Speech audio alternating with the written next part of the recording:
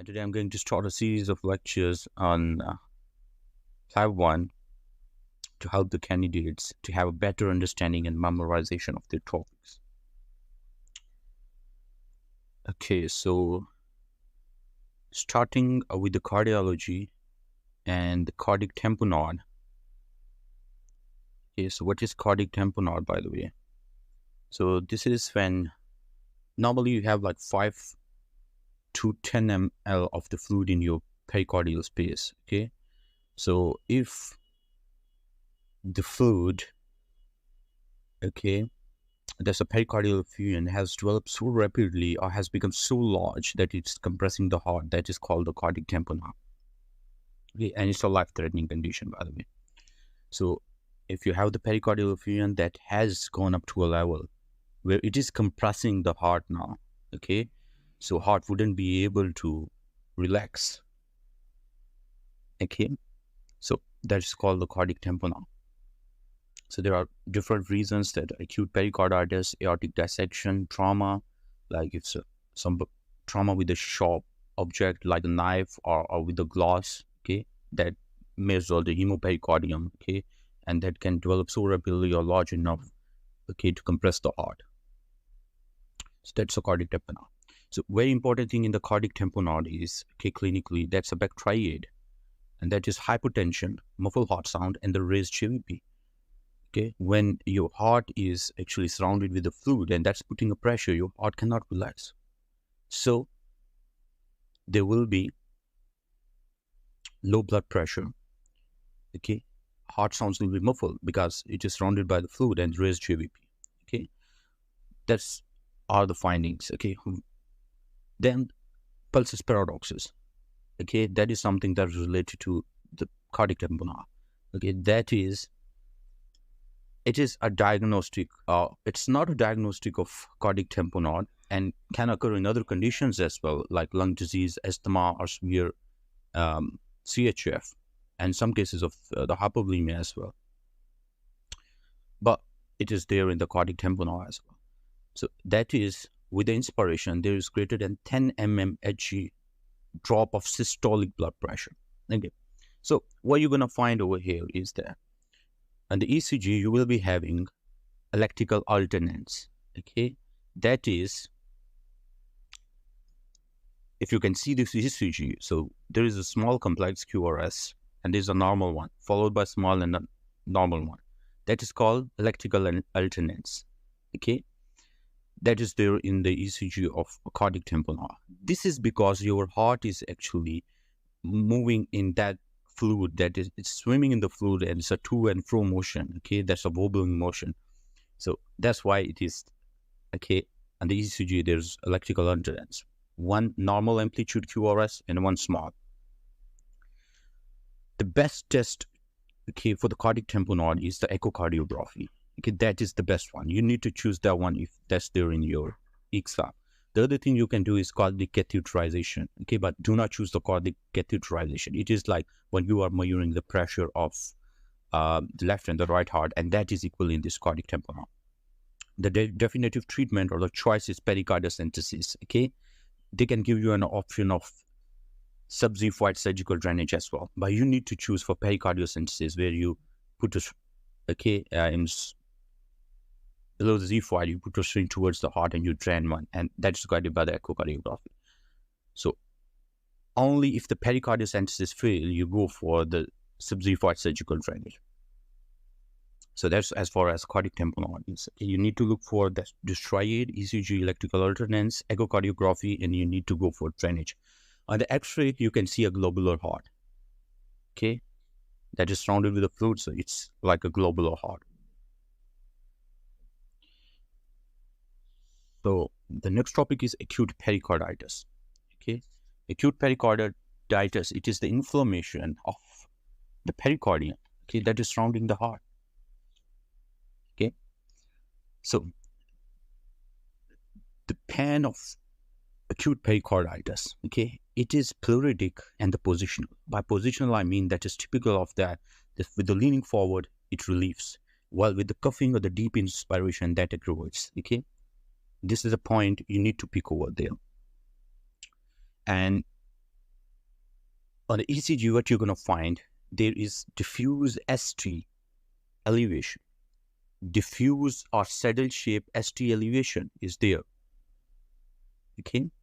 What is the difference between now here is the STEMI and the acute pericarditis ECG? That in acute pericarditis, there will be diffuse elevation and they are saddle shape or concave upward. ST elevation will be concave upward like this. Concave upward. Okay, and there's a preview. This is concave upward ST elevation, this one. While in STEMI, there's convex upward ST elevation. And that's only, okay, to some leads, okay, like in the anterior leads or in inferior leads or in the lateral leads. Okay, could be in the anterior and lateral leads. But here it's a diffuse, it's present, okay, all over the ECG. So this is the difference between the acute pericarditis and the STEMI ECG, okay? And there will be like the other things which I have told you, like pleuritic chest pain, and that's positional as well. There are certain like numerous causes like viral infection, post-MI as well, okay? Dressler syndrome and the uremic pericarditis, there are neoplasms, okay? Metabolic disorders as well, connective tissue disorders, they can also cause the acute pericarditis. The thing is here, important thing is, let's discuss it after that. Like treatment for the acute pericarditis is NSAID. Okay, you can combine the colchicine as well. That's going to prevent the recurrence. And if this doesn't work, you need to go for corticosteroid. Now, the important point over here is to differentiate between, sometimes there's MCQ of acute pericarditis and Dressler syndrome. So acute pericarditis, okay, it occurs, okay, 24 to 72 hours or 96 hours post-MI. Okay, but the Dressler syndrome, it occurs 2 to 6 weeks post-MI. So the thing that's going to differentiate you and help you, okay, in picking up the option, that is this time duration. You need to remember this one. Dressler syndrome, that also has the same etiology, okay, but like it happens 2 to 6 weeks. When it's happening 2 to 6 weeks post-MI, you're going to tick Dressler syndrome. If it's like in 2-3 days, that will be the acute pericarditis. Okay, so acute pericarditis, chest pain, that is positional, and the pleuritic. Okay, the ECG, you're going to find saddle shape or concave ST elevation, and that are diffuse. The most specific sign on the ECG, okay, that is PR depression. That is not ST elevation. That's PR depression. You need to remember that one. If that is there, more specific, you need to pick that one. I've told you a number of reasons. Difference between the acute pericarditis and the Dressler, that's very important. And what you're going to choose, that is NSAIDs. Let's move to the next one. So this is all about acute pericarditis. Okay, here you can see the concave upward ST elevation, like this. And in ST elevation MI, they are like this, convex upward. In acute pericarditis, concave upward. In ST elevation MI, that is convex upward. Now, it's important is cardiac murmurs. Very important topic. Okay, and I'm going to make it very simple for you. Okay, mostly you pick it, okay, from where the murmur is actually, and whether it's systolic, diastolic, and something like that. Okay, so you need to remember this thing. First of all, I'm going to make it very simple for you people. Arms, you know, you have two arms. So this is AR and MS. These both are diastolic murmurs. AR is early diastolic murmur, and the MS is mid diastolic murmur.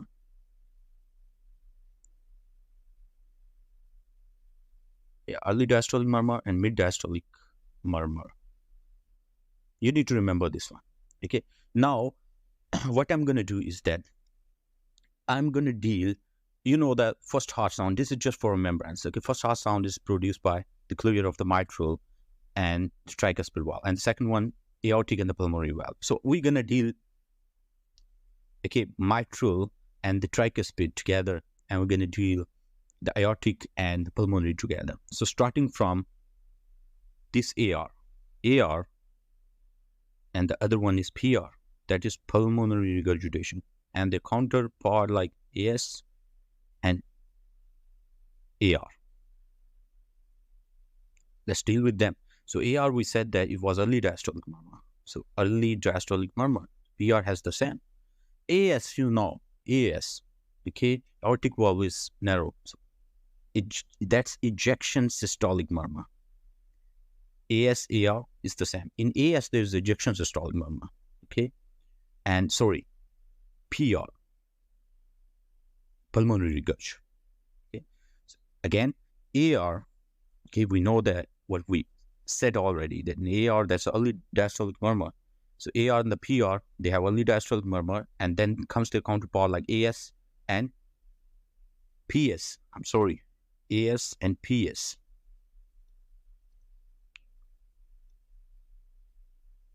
Let me write it in a better way.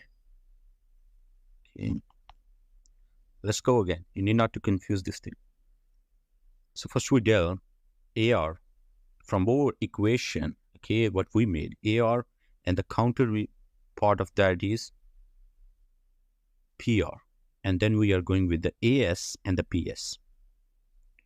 So AR, PR, early diastolic murmur, AS, and the PS, they have ejection systolic.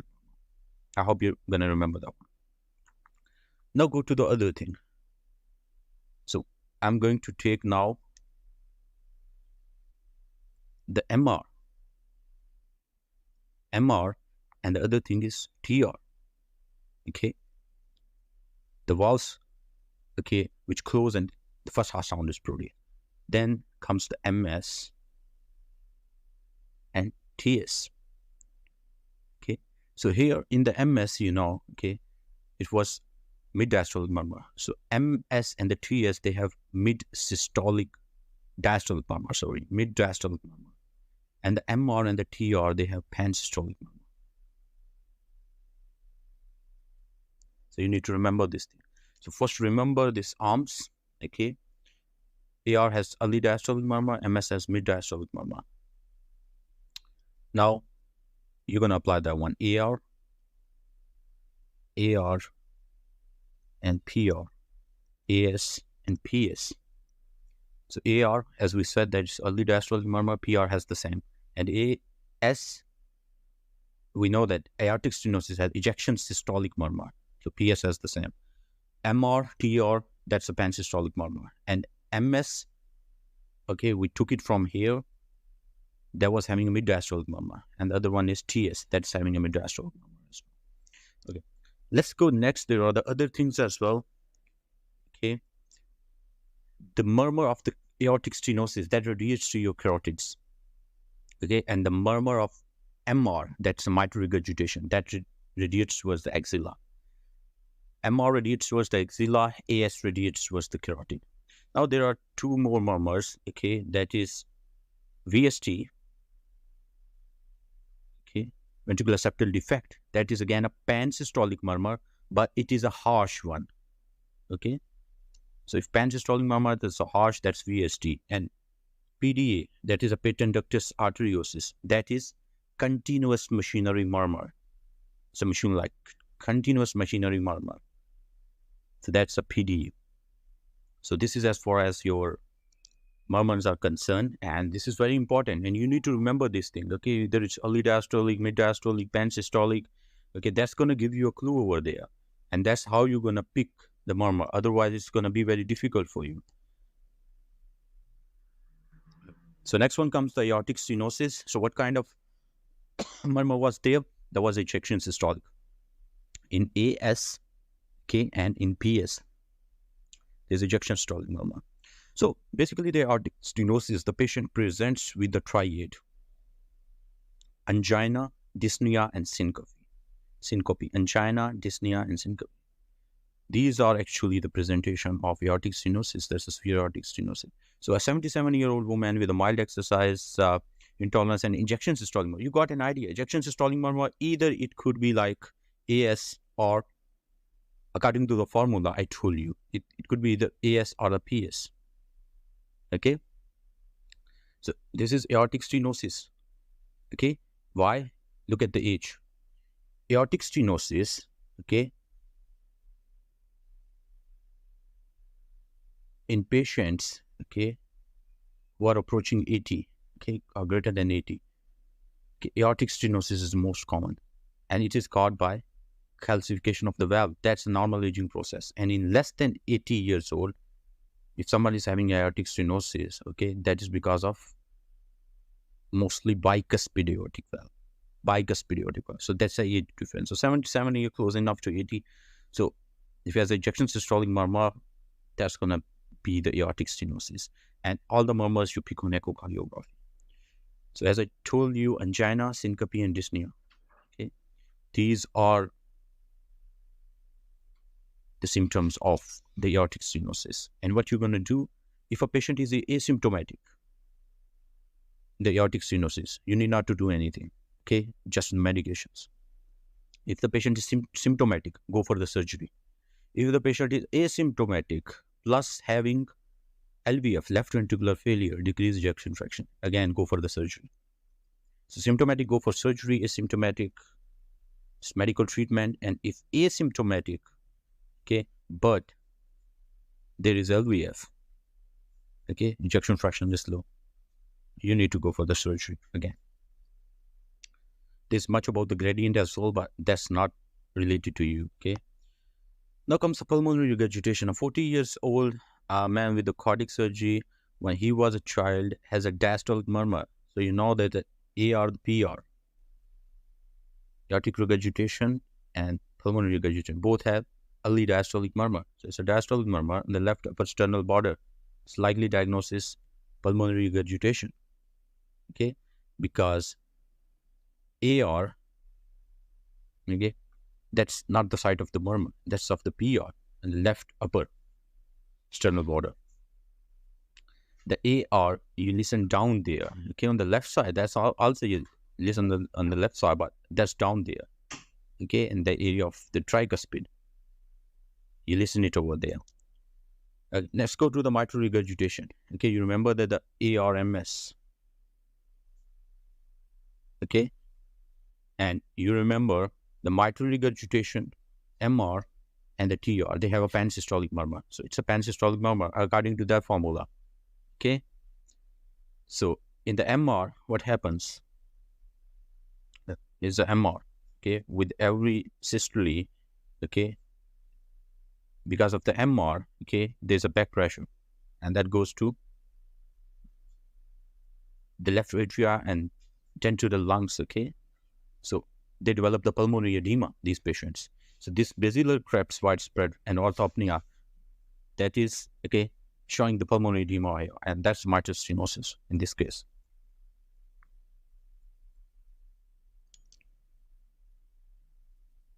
Now mitral regurgitation, okay?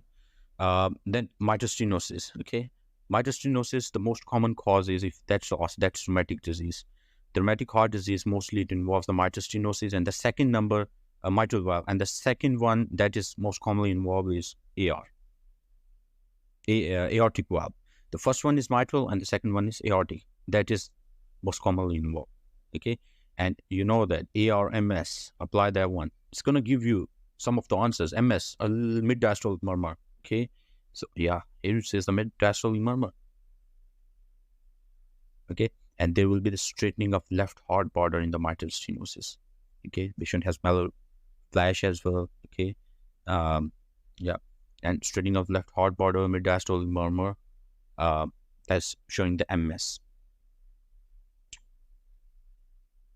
At the apex, okay? So your murmur, which area it is, it's going to give you an idea, okay?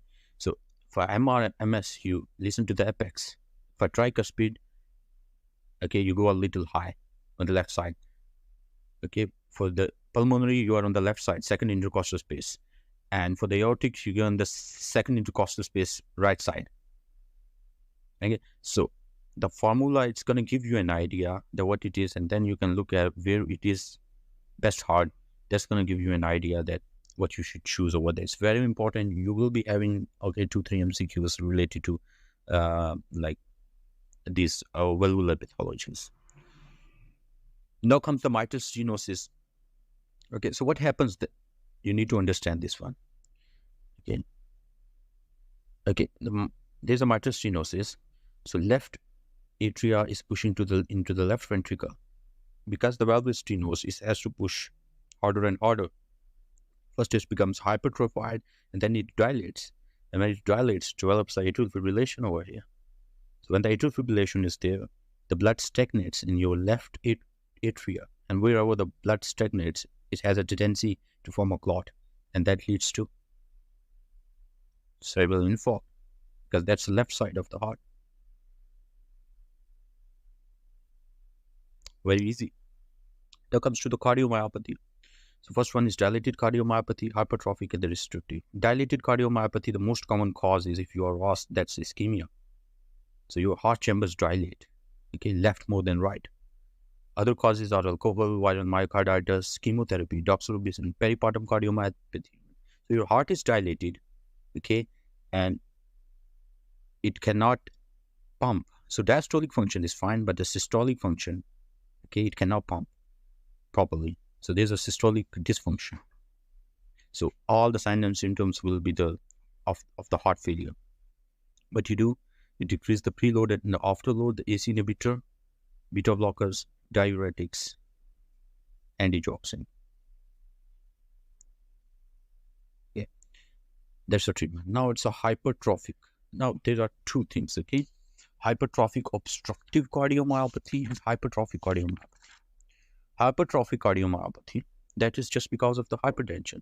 So your heart has to pump more and forcefully, so it becomes hypertrophied. That's because of the hypertension. You need to control the hypertension only. Okay. Now, as far as hypertrophic obstructive cardiomyopathy, which is given over there, okay, it's autosomal dominant condition, and mutation is on chromosome number 14, and there's a diastolic dysfunction.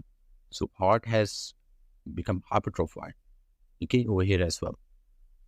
The patient may not be having any hypertension and still is having this thing because it's a genetic disease and a autosomal dominant mutation in chromosome number 14. Fine enough. So these patients, okay, hypertrophic obstructive cardiomyopathy, okay, these patients, they have a family history of sudden cardiac death, and they come to you like he was exercising or something, and he collapsed over there. Okay, why does it happen? Okay, because there in these patients, okay, there is systolic interior motion of interior mitral leaflet. So this interior mitral leaflet, okay, it comes and obstructs the aorta during the systole. So during the exercise, it has to pump forcefully, okay, and it obstructs the aorta. Patient collapses over there. If they're going to give you a scenario like this, they're going to give you a typical history that he was like exercising or something and he collapsed over there and he's having a history of sudden cardiac death in the family. So that is hypertrophic obstructive cardiomyopathy. So you need to give the beta blockers because they're going to, and the calcium channel blockers, you cannot combine the calcium and the beta blockers. For the calcium channels, non-dihydropyridine, I mean verapamil, because that's going to slow your heart rate and may induce like bradycardia. And ICDs, because these patients, they do develop the arrhythmias. Okay. Now, restrictive cardiomyopathy. Restrictive cardiomyopathy has the worst prognosis of all of them, and there's no certain treatment for that. That is also a diastolic dysfunction, and mostly it is related to the connective tissue disorders. Okay. And what's happening in restrictive cardiomyopathy? You can see it like a rigid, non-compliant ventricle walls. Rigid, non-compliant ventricle. That is restrictive cardiomyopathy. So they have systolic performance is often reduced, but the problem over here is diastolic as well. Okay, overriding problem is impaired diastolic dysfunction, but there's a systolic dysfunction in restrictive cardiomyopathy as well. So you just give the diuretics. There's no definite therapy, no good therapy for that, and ultimately death is from this arrhythmias or with CHF. And yeah, what's the definite if they ask in the restrictive cardiomyopathy? Or transplantation.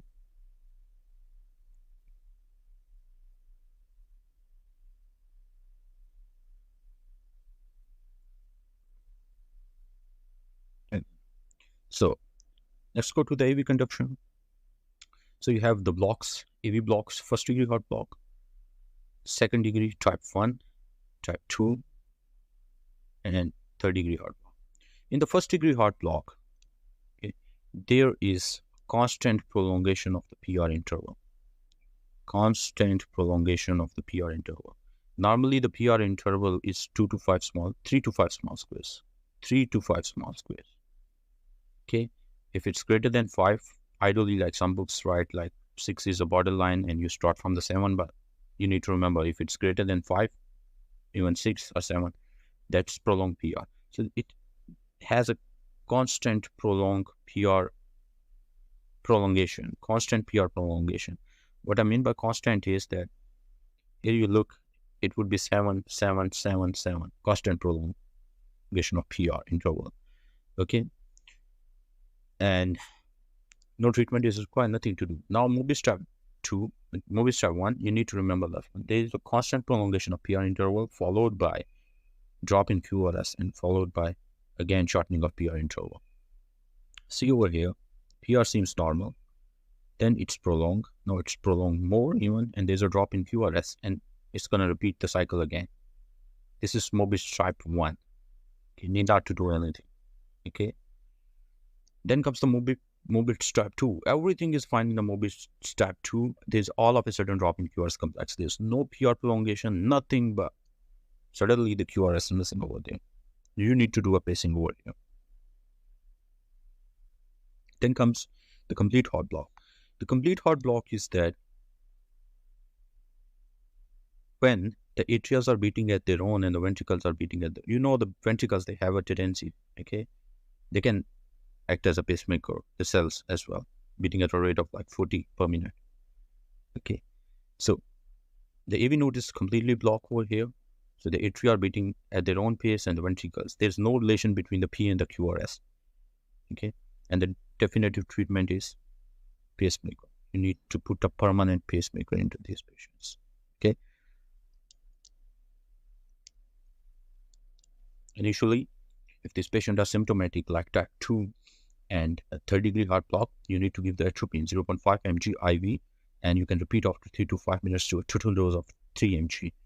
And if it's still not working, patient is symptomatic, you can go for the transcutaneous pacing, and meanwhile you prepare for the transvenous pacing. Okay, so do not confuse yourself with transcutaneous pacing. Transcutaneous pacing is when you apply the pads, one in front of the chest, another at the back of the chest, and these are just actually giving you a time to prepare for the transvenous pacing, because you cannot put a patient long enough on the transcutaneous pacing because that's uncomfortable. He has to lie down, okay, and the things like that. So you give the atropine, if it's not working, okay, you go for the transcutaneous pacing, and meanwhile you prepare the patient for transvenous pacing. The transvenous you put through the internal jugular vein, okay, you go into the right heart. Okay, but that is ultrasound guided, and that does require a technique as well. Meanwhile, you are preparing, okay, for that one, you can go for transcutaneous. So transcutaneous is never an option. This is just a bridging, okay, between the atropine and the transvenous pacing.